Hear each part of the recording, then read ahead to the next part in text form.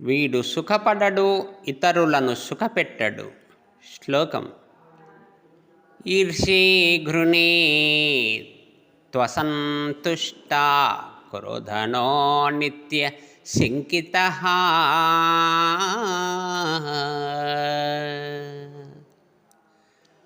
పరభాగ్యోపజీవీ చ షడతే దుఃఖ భాగినః.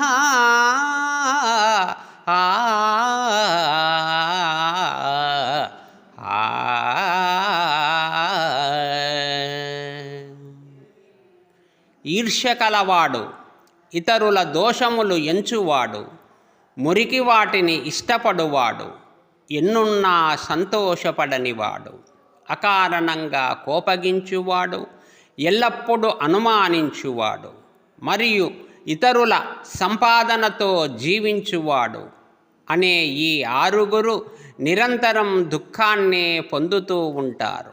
వారు సుఖపడలేరు, ఇతరులను సుఖపెట్టలేరు అని భావం.